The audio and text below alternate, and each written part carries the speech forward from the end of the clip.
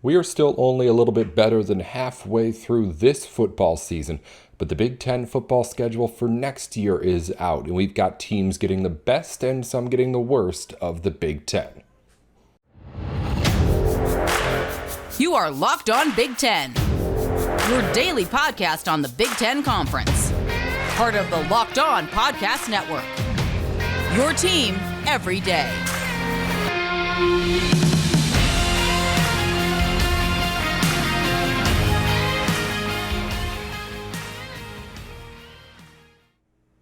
Welcome into Locked On Big Ten. Everything you need to know about the Big Ten Conference every day of the week. I'm your host, Nate Dickinson. Coming up on today's show, we're going to get into the football schedules for 2023 here in just a minute. And then also John Garcia Jr. of Sports Illustrated is in to talk football recruiting with us after it was a little bit more of a busy weekend for commitments in the Big Ten. We're going to get to all that with John in just a minute. Football schedule is coming up first, but first, I'd like to thank LinkedIn Jobs for being the official college football recruiting sponsor across the Locked On College Network. LinkedIn Jobs helps you find the candidates you want to talk to faster. Post your job for free at linkedin.com/lockedoncollege. Terms and conditions apply. All right, let's dive into the latest in Big Ten scheduling for football next season. The Big Ten officially tweeted out its schedule for the first and through all the way last week of 2023. And we've got teams who are at least getting a good end and bad end of the Big Ten next season. I want to break things down here, at least at first, by the cross-divisional matchups. Because everybody plays everybody else in their same division every single year. But it can be those cross-division games that end up deciding things in the Big Ten. So who has it the toughest? Who has it the easiest?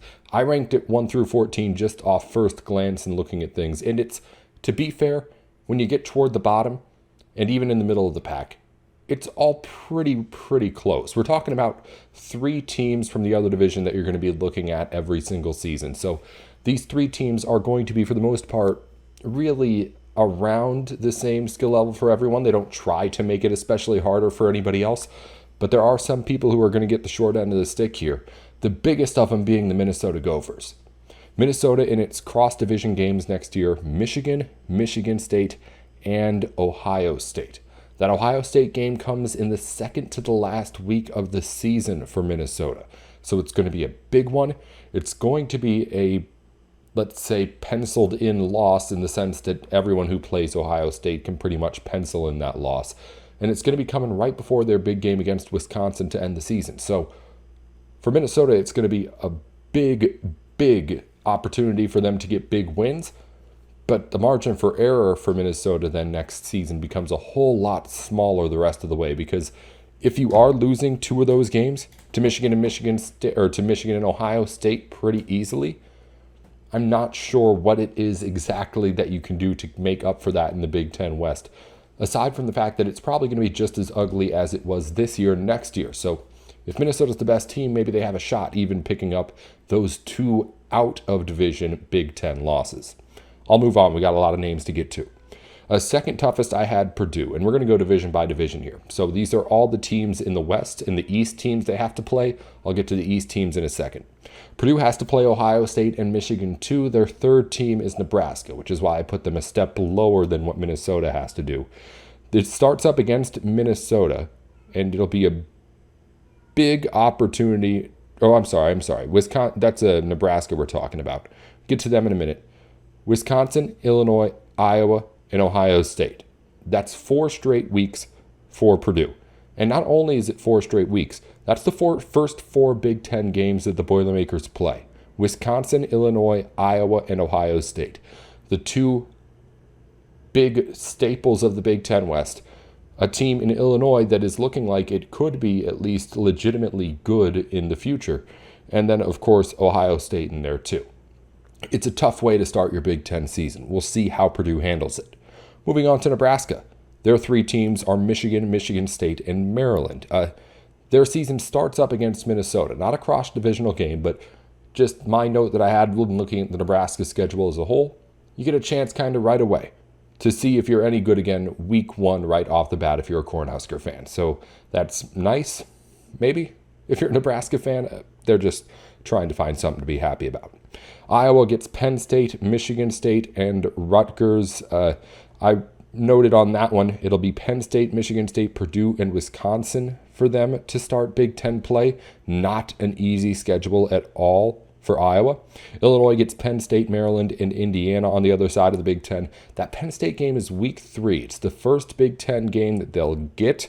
It'll be a nice little test to start things off next season for Illinois. See if maybe it was all hype this year or if that can be sustained from season to season. Next team I had up was Wisconsin, Rutgers, Ohio State, and Indiana. That's, in my opinion, second easiest out of all the teams in the West. And they do have, though, a tough schedule right off the bat, starting with the non-conference game against Syracuse, followed by Wisconsin, Illinois, Iowa, and Ohio State.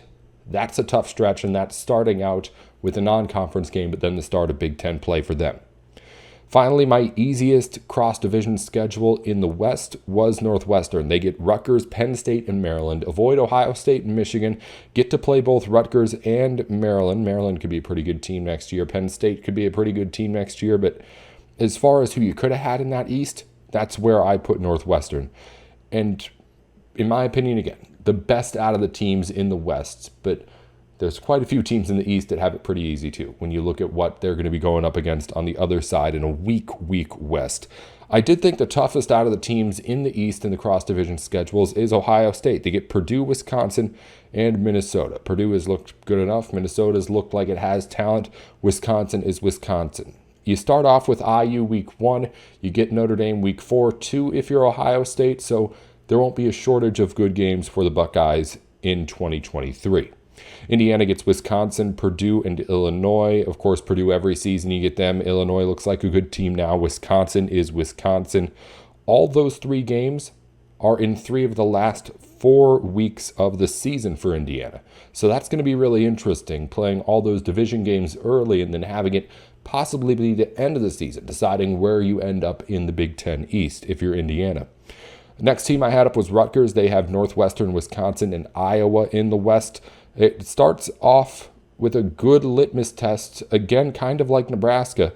A nice little litmus test to start things off against Northwestern. It's going to be a good game between those two teams, Rutgers, Northwestern, to see who's where in week 1. I think it'll be kind of similar to the Nebraska-Northwestern game we had to start off the season this year. Michigan State gets Iowa, Minnesota, and Nebraska. Not a bad schedule overall for them. Iowa and Minnesota are pesky teams, but I like kind of just even where these games are placed, kind of a little bit late part of the Big Ten schedule.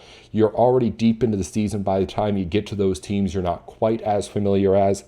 I like that for Michigan State. Same thing with Michigan, who gets Nebraska, Purdue, and Minnesota.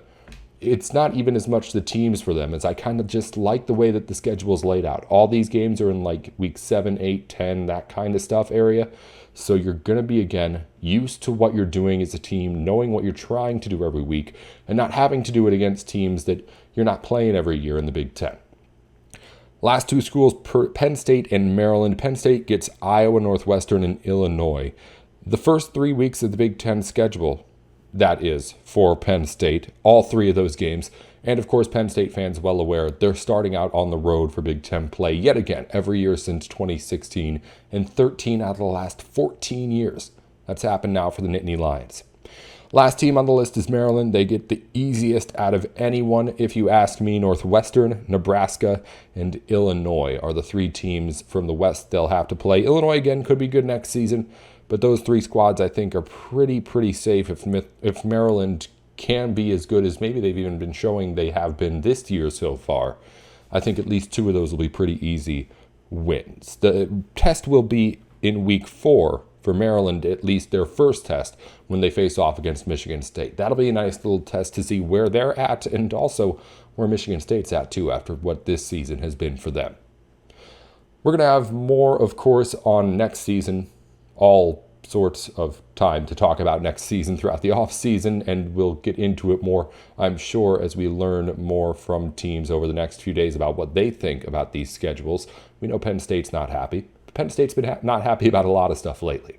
Coming up next, we're going to talk to John Garcia Jr. from Sports Illustrated. He's in as a courtesy of LinkedIn to talk to us about the latest commits in the Big Ten. Had a couple from over the weekend and some other stuff to talk about here with John. We'll get to it in just a minute on Locked On Big Ten. You're tuned into Locked On Big Ten alongside John Garcia Jr. over at Sports Illustrated, helping us out. Thanks to LinkedIn. LinkedIn can help you get any of the jobs that you need filled. Go on over to LinkedIn Jobs with linkedin.com/lockedoncollege to see what you can do over there. Thanks as always for joining us, John, to talk a little bit of recruiting. It's quiet time when the season gets going in football season. Well, everyone's, of course, occupied on the field, but recruiting's still going on. And when people start making those visits at those big games, we do start to see some commitments as well. A big commitment in the Big Ten, but not from one of those schools that's been having one of the best seasons. Nebraska getting a big player. Malachi Coleman, big, and he's a four-star recruit, but also big in the fact that this guy is 6'5", 205. Before we get into what he's good at, I mean, where's this guy going to play at Nebraska? He's listed as just an athlete on the recruiting sites. Well, like you said, fascinating player, fascinating skill set, and fascinating frame. 6'5", 200 pounds, and runs a 10.4 in the 100. I mean, this is a freak of nature. This is somebody who you could make the argument as, hey, let's make you a big boundary Randy Moss wide receiver. Let's bulk you up and make you a hybrid tight end that nobody can cover. Or let's bulk you up and have you rushing the passer with some speed and ferocity that no 300-pounder is going to be able to deal with. You could even make a safety argument with Malachi Coleman. So he is quite fascinating from a skill position perspective. But then the whole Nebraska situation makes it even more of a wrinkle, right? Because yes, this current coaching staff, he's tight with Mickey Joseph. I would probably venture to say he would start off at wide receiver today. But of course, those are question marks. We don't know if Joseph's going to be retained, or we don't know who the head coach is going to be, the scheme, all of those things. So I do think there's an opportunity here for him to end up on defense or end up at another position altogether. So quite fascinating that he still went with Nebraska with all of that uncertainty around the program. But I do think that says a lot about Nebraska, right? And Mickey Joseph has said it himself. Hey, we're selling Nebraska. We're not selling Mickey Joseph. We're not selling a scheme. We're not selling anything in particular. We're selling the school. It helps when Malachi Coleman is from Lincoln. Obviously, that is the school he grew up following. And that's why his recruitment became so interesting. He had a bunch of visits set.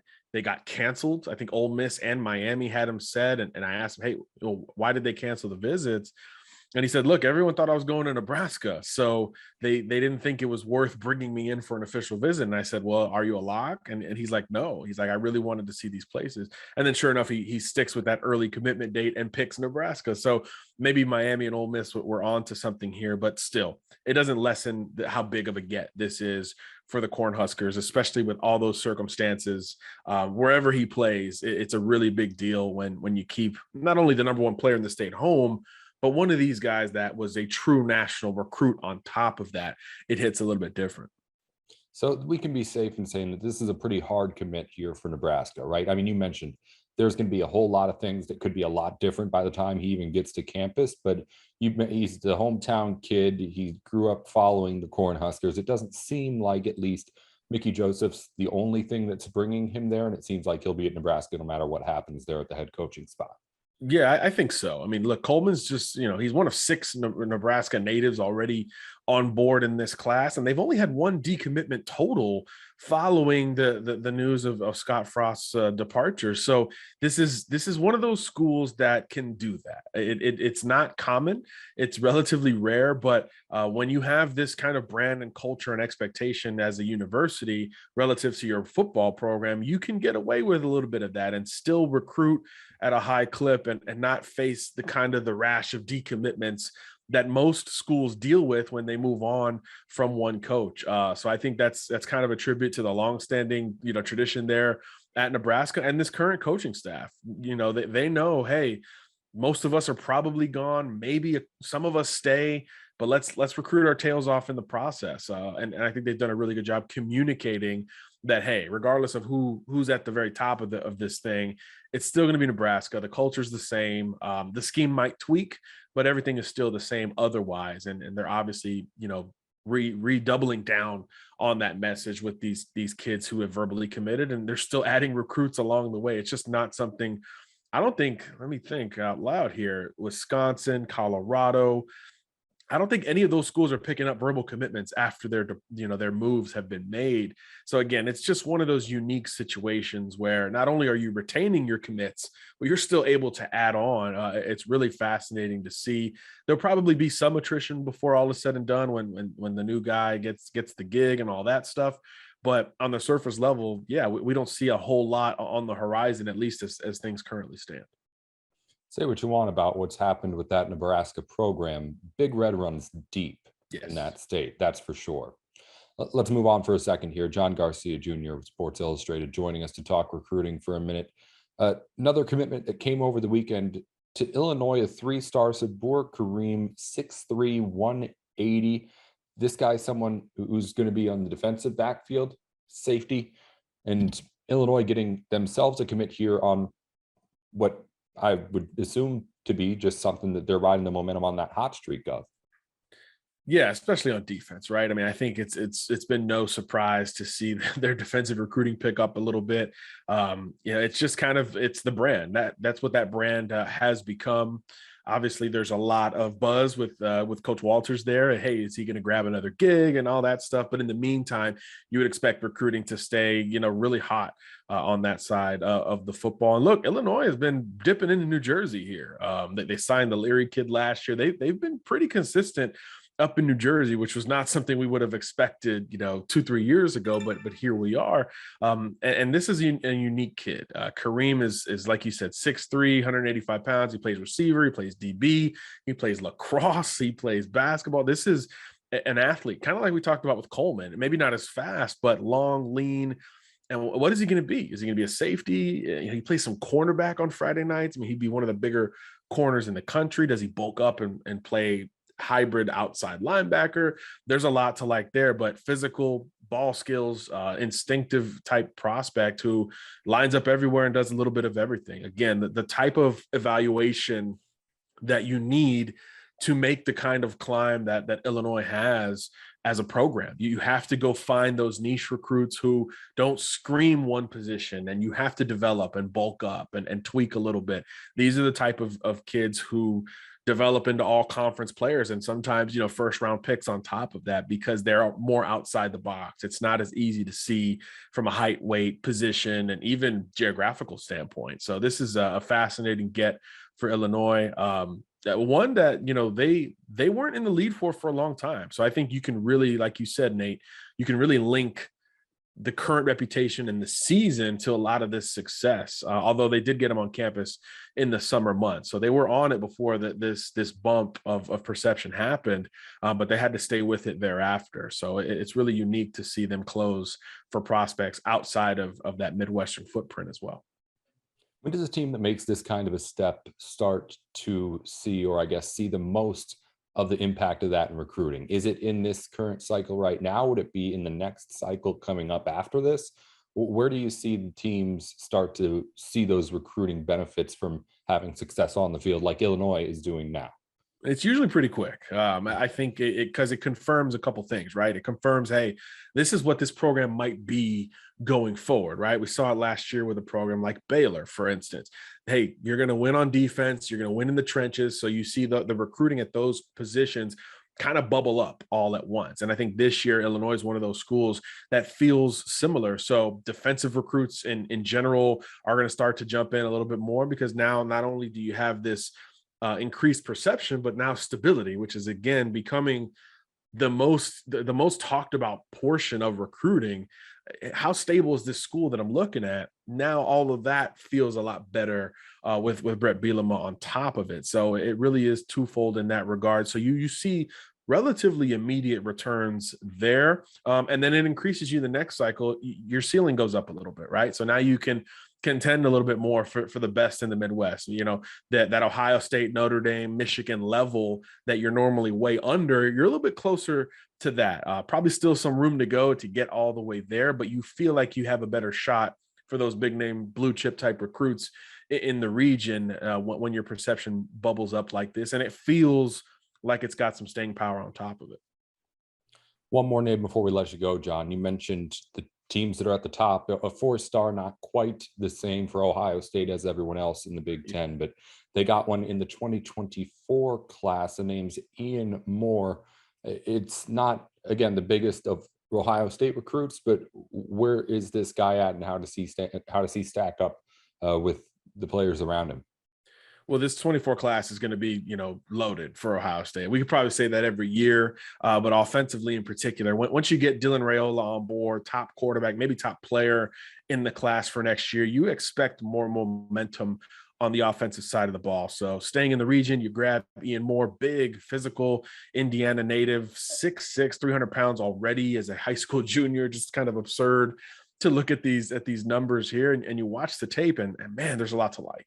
There's a very high floor here because we mentioned the size. He moves relatively well for that size, very wide stance, low leverage player given that height. And that offense that they run at New Palestine in Indiana, it's pretty modern. It's a spread. They run it a ton. They pass it a ton. They move him around a lot. So this isn't a big physical kid that's just leaning on guys on Friday nights because he's just that much bigger.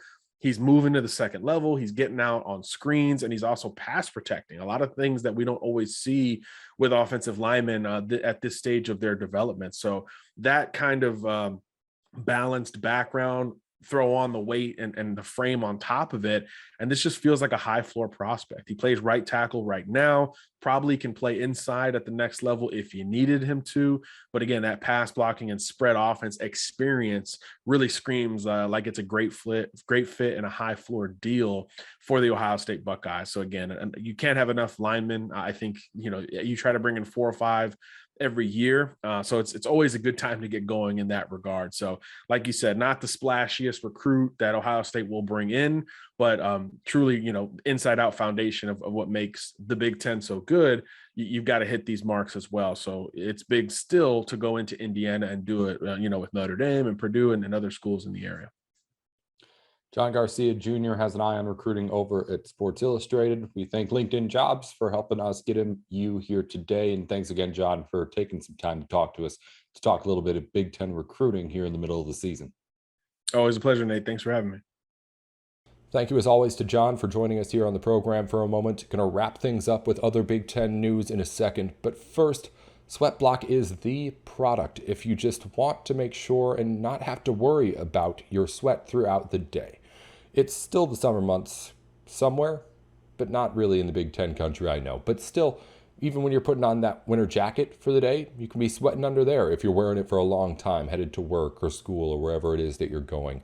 If maybe you're just trying on a new shirt, you're not sure how it takes the sweat, you can take a sweat block wipe with you, put it in your pocket, put it in your purse, put it anywhere, and just have that assurance that even if it is just kind of a sweaty day for you, you can use the sweat block wipes to make sure that it's not a problem as you go throughout your day.